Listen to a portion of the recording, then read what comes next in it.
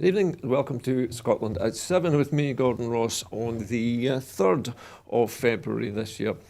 Now, first of all, our coronavirus update, and as of 2 o'clock today, a total of 1,580,148 people in Scotland have been tested through NHS Scotland labs and the UK Government regional testing centres since the beginning of the pandemic. Now, of these, 1,397,879 were confirmed negative. 182,269 have tested positive. There are 978 new confirmed cases of COVID-19. This is, of course, an underestimate of the number of cases because not everyone with the virus displays the symptoms, and not all those with those symptoms will be tested. There were 88 new reported deaths of people who have tested positive. The number of patients in Scotland who died from complications caused by the coronavirus COVID-19 infection now stands at 6,269. This number only includes those who have died after receiving a positive test for the virus in the previous 28 days. Of the people who have tested positive, 1,871 were in hospital last night, 128 of whom were in intensive care. 649,262 people have now received their first dose of the COVID-19 vaccination, and 8,758 have received their second dose. The latest UK daily figures published today show that 109,335 patients who tested positive for COVID-19 have sadly died from their illness, an increase of 1,322 since yesterday. This number refers to deaths in all settings and not just in hospitals. And now a National Records for Scotland update. As at the 31st of January, 8,347 deaths have been registered in Scotland where the novel coronavirus, COVID-19, was mentioned on the death certificate, according to statistics published by the National Records of Scotland today. In the week the 25th to the 31st of January, 440 deaths were registered, which mentioned COVID-19 on the death certificate. This is a decrease of 12 deaths from the previous week. Of the 440 deaths between the 25th and the 31st of January, 68% of those were people aged 75 and over, and 14% aged under 65. The highest number of deaths occurred in Glasgow City at 67, followed by North Lanarkshire and the City of Edinburgh, both at 40. The majority of deaths occurred in hospitals, representing 301 deaths. 97 occurred in care homes, and 38 at home or non-institutional settings, and 4 in other institutions. To place these statistics into context, the number of total all-cause deaths registered in the week ending the 31st of January was 1,593. 21% higher than average for the same week in the previous period, 2015 to 2019. And now to tonight's main headlines. And the Prime Minister has been accused of making a reckless visit to a lab with the COVID outbreak.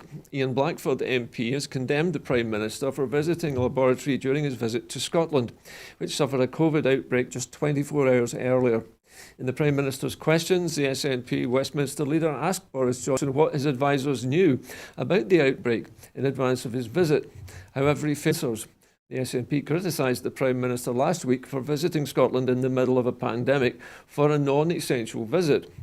Commenting, the Ian Blackford MP said, "People across the country are making huge sacrifices in the fight against COVID. And yet the Prime Minister thinks it's appropriate to visit a laboratory which had an outbreak of COVID just 24 hours earlier. It beggars belief." The Prime Minister acted recklessly and irresponsibly. There are still serious questions to answer. Did the Prime Minister and his advisers know about the COVID outbreak? When did they know? And when did the Prime Minister make the irresponsible decision to go ahead with this PR stunt? The Prime Minister can't just explain away this shocking error of judgment. Anyone can see his campaign trip to Scotland was utterly reckless.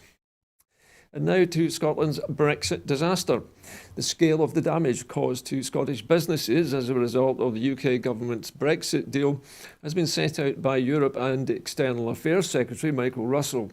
In a statement to Parliament, Mr Russell said that companies had been left toothless following the UK government's move to make itself deliberately and permanently a third country, with a more distant, more expensive and less advantageous trading arrangement with its former EU partners. Mr Russell said that the Scottish Government would continue to do all it could to mitigate the impact of Brexit, including backing a call from the food and drink industry for a 6-month grace period to allow companies more time to cope with the changes. He also urged the UK Government to improve the information it shared on emerging issues at ports. The warnings come just over a month after the UK Government's trade and cooperation agreement with the European Union came into effect on the 1st of January. Since then, a range of concerns have arisen, including exporters facing new customs controls and IT systems failures, leading to stock delayed and spoiled at ports in the UK and EU. Estimates suggest as much as £1 million a day is being lost by the seafood industry alone. Significantly reduced freight flows across the Channel, with evidence that hauliers are avoiding the UK altogether to avoid delays and complicated paperwork. The UK Government's own reasonable worst-case scenario, which predicts 142,000 tonnes of perishable goods, including food, feed and drink, could be wasted over the next 6 months because of Brexit border disruption. And also an estimated £11 million of losses to Scottish seed potato farmers who will no longer be able to export to Europe. And speaking of the seafood industry, it brings us to the seafood sector funding. And the new £7.75 million funding package will offer support to fishermen, seafood businesses and ports and harbours threatened by the ongoing effects of coronavirus COVID-19 and the EU exit. This package includes £6.45 million for the Seafood Producers Resilience Fund, which will provide support for eligible shellfish catchers and producers, in addition to trout farmers who have faced issues exporting to the EU and have lost access to domestic food markets as a result of COVID-19. Also £1 million being made available to support the investment plans of ports and harbours faced with a loss of income through landing fees, and up to £300,000 to assist the welfare and emergency support activities of the Fishermen's Mission in recognition of the hardship facing people working in the sector at this time. And now there have been calls to renew the furlough extension. The SNP has renewed calls on the Chancellor to immediately extend the furlough scheme to protect jobs and people's incomes, following mounting warnings from key industry bodies over mass job losses if it refuses to do so. Ahead of the UK budget, exactly 1 month from today, the SNP MP Alison Thewliss warned that the Tory government must also go further and bring forward meaningful financial support to avoid a tidal wave of job losses. It comes after the TUC's General Secretary, Francis O'Grady, warned that it would be a dereliction of duty in any government not to extend a furlough. Nobody should think it is reasonable or acceptable for any government to consign people to dole queues.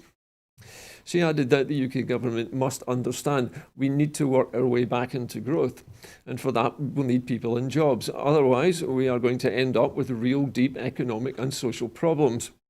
Adam Marshall, the Director General of the British Chambers of Commerce, added that you've got business in deep trouble and you've got the possibility of flare-ups in the virus. It's not just a case of vaccinate and forget about it.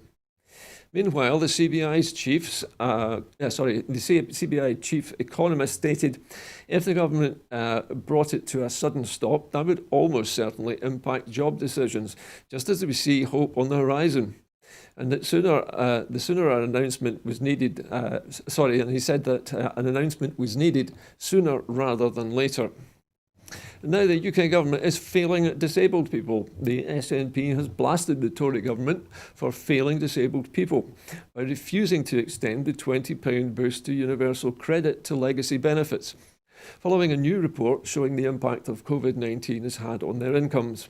Marion Fellows MP, the SNP's disability spokesperson, said the Tory government had shamefully been discriminating against sick and disabled people since bringing in the universal credit uplift, but refusing to extend it to legacy benefits such as employment and support allowance and job seekers allowance, which people with disabilities disproportionately receive. A new report from the Disability Benefits Consortium has revealed that 82% of disabled people have spent more money than they normally would since the pandemic began. 66% have gone without essentials like food, heating or medication as a result of increased costs. And 44% have fallen behind on financial commitments like rent, mortgage payments or household bills. This follows a report by the National Audit Office that showed the 5-week wait and the advance payments under universal credit are contributing to financial hardship and debt, particularly for people with disabilities. Ms Fellows has demanded the UK Government carry out the following steps without delay to better support people with disabilities during the coronavirus crisis and in the future. First of all, to make the universal credit uplift permanent and to extend it to legacy benefits, make advance payments non-repayable grants instead of loans after eligibility has been established, to scrap the benefit cap, and to end conditionality and sanctions. And now, Tory dithering over border security is risking lives. Angela Crawley, MP, has said that Tory dithering and bringing together border controls to stop the spread of COVID-19 is risking lives, and has called on Boris Johnson to follow Scotland's proposals to bring in supervised quarantine for everyone entering the country. Yesterday, the Scottish Government announced that they would introduce a comprehensive system of supervised quarantine for all those entering Scotland to minimise the risk of new strains coming into the country. The Scientific Advisory Group for Emergencies, SAGE, had said that geographically targeted travel bans were not enough to stop the new coronavirus strains from arriving in the country. And the only way to get close to stopping them was to close the borders completely or to introduce mandatory hotel quarantine measures for everyone entering the UK. Despite admitting that she wanted to close the borders last year but failed to act, the Home Secretary abstained on the vote in Parliament on Monday to bring in tighter public health measures at the border, as did Douglas Ross and all 6 Scottish Tory MPs. In the past few months, the Scottish Tory MPs have voted against free school meals, abstained on cuts to universal credit, abstained on workers' rights, abstained on the trade ban for countries committing genocide, and voted for Boris Johnson's damaging hard Brexit. The SNP MP said the Tories have dithered and delayed they have dithered and delayed over far too many decisions since the start of the pandemic, and it is risking lives. Now they are doing it again over tighter coronavirus border controls. When will they learn? And now a new grassroots Scottish independence organisation. The launch of Now Scotland, the new national mass membership organisation for the independence movement, goes ahead this weekend. Now Scotland describes itself as the new national membership organisation for everyone in the independence movement. George Caravan of Now Scotland, one of Now Scotland's co-conveners, said, "Rarely in our Scottish independence movement's history have we needed a forum for unity and common action. Now Scotland is a bridge to unite Scotland's independence movement in action." Leslie Riddoch, one of the independence movement's most prominent advocates, said the bold decision to organise an all-party, no-party grassroots yes movement from scratch is a beautiful and precious thing. It's the start of ordinary Scots exercising agency to end generations of exclusion from the formal political process. I'm not much of a joiner, but I'll be joining on day one. George Caravan continued, "Now Scotland does not seek to supplant anyone in the national movement. We want to provide the missing part of the independence campaign jigsaw, a national forum run by and for grassroots activists regardless of party or non-party affiliation." Asked why the name Now Scotland was chosen, Gillian Mayer, also a co-convener, said, "Our name is the clarion call for political urgency." Now it seems that MI5 was involved in a 1972 conviction of trade unionists. 3 government departments, including the Security Service, MI5, collaborated to help convict a group of construction workers who had gone on strike to try and improve their pay and safety measures, the appeal court has heard. Lawyers for the 14 trade unionists, including the actor Ricky Tomlinson, told the court that higher echelons of the state were responsible for helping get them unfairly convicted for offences arising out of a strike 47 years ago. They've been campaigning for years to clear their names, arguing that the establishment persecuted them to undermine the trade union movement. At the start of a 2-day hearing today, their lawyers alleged that covert state agencies had worked together to secure their convictions for offences including affray, unlawful assembly, and conspiracy to intimidate. Tomlinson, then working in the building trade, was one of 6 men jailed after the 1972 strike. After his 2-year jail sentence, he left the construction industry having been blacklisted and became a successful actor. Piers Marquis, a barrister for Tomlinson and other trade unionists, Arthur Murray, said the covert agencies gave a dossier on left-wing trade unionists to the makers of a highly prejudicial television programme, which was broadcast in 1973 during one of the 3 trials of the men. He told Lord Justice Fulford that the ITV programme, called Red Under the Bed, unfairly influenced jurors when they decided to convict the men. Marquis described how a secretive unit within the Foreign Office, the Information Research Department, or IRD, played a significant part in the production of the programme. The IRD was a Cold War unit that spread anti-communist propaganda throughout the world. Part of its remit was to provide anti-communist material to journalists for broadcast and dissemination, he said. Marquis cited a memo from the head of the IRD who wrote, "We had a discreet but considerable hand in the programme, which was made by Woodrow Wyatt, a right-wing journalist." According to prosecutors in the original trials, the trade unionists intimidated other workers during the strike. Marquis said that the programming sought to suggest that left-wing activists manipulated trade unions and used violence. He said the programme clearly referred to the defendants and associated them firstly with communism and subsequently with the overthrow of the state by means of violence. The case continues. Now to other news. The Armed Forces is suffering after decades of UK government underinvestment. The SNP has urged the UK government to take action following a recent report showing that thousands of Armed Forces personnel are suffering after decades of underinvestment. The National Audit Office found that lack of investment from the Ministry of Defence over the last decade has left many without basic necessities such as heating and hot water. According to the report, there had been £1.5 billion backlog of repairs, with the MOD failing to commit to high-quality subsidised housing. As of last year, more than 80,000 Armed Forces members were occupying single living accommodation blocks, 36% of those living in poorer grade accommodation, with almost 2,400 living in housing considered so bad that they don't need to pay rent. In addition, fewer than half of those, 49%, were satisfied with the overall standard of their accommodation. And now to Canada. Canada has named the neo-fascist Proud Boys a terrorist entity. Canada has become the first country to call the far-right Proud Boys a terrorist entity, saying the group played a key role in the attack on the US Capitol last month and openly supported violent activities. Calling the Proud Boys a neo-fascist organisation in a statement, Canada Public Safety Ministry said they played a pivotal role in the insurrection in the US Capitol. The group and its members have openly encouraged, planned and conducted violent activities against those they perceive to be opposed to their ideology and political beliefs. And now, an independent review of adult social care. The chair of the Independent Review of Adult Social Care has called for the establishment of a national care service to help improve the lives of those who use and deliver the country's vital social care services. Derek Feely's report makes more than 50 recommendations for radical changes to social care in Scotland.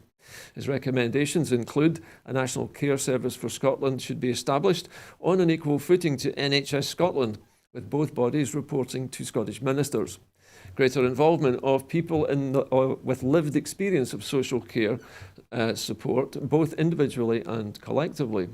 National improvement programmes to raise quality in care homes, fully implement self-directed support and reform the commissioning and procurement of social care support. The report says that the National Care Service should improve the standards of care in communities and care homes, ensure enhanced pay, terms and conditions for social care workforce, and provide better support for carers.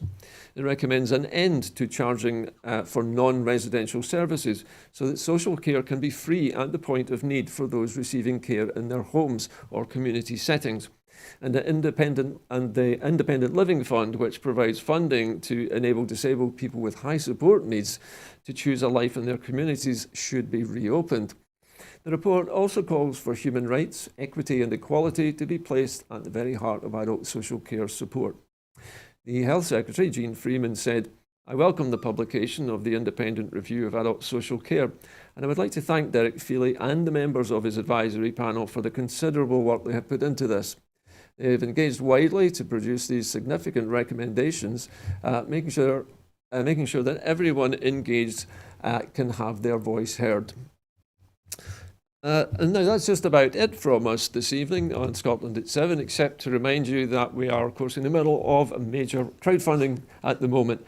So if you'd like to help Broadcasting Scotland to be here for the next year's important events, then you can do so by following the instructions on your screen now. You can become a supporter of Broadcasting Scotland for as little as £5 a month, or you can make an individual donation, or if you feel like it, you can also become a volunteer and help us make the programmes yourself.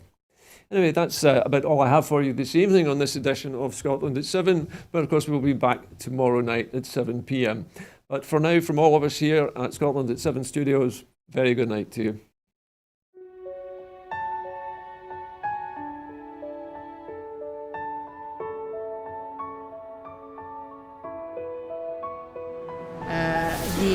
The Catalans, the Basques, the Galicians in the Basque.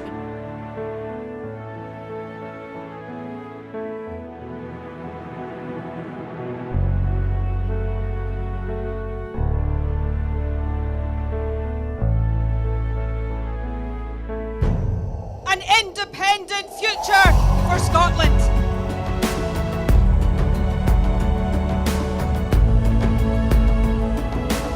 How quickly do you think a referendum can be arranged? Best practice demands that it should be 6 months.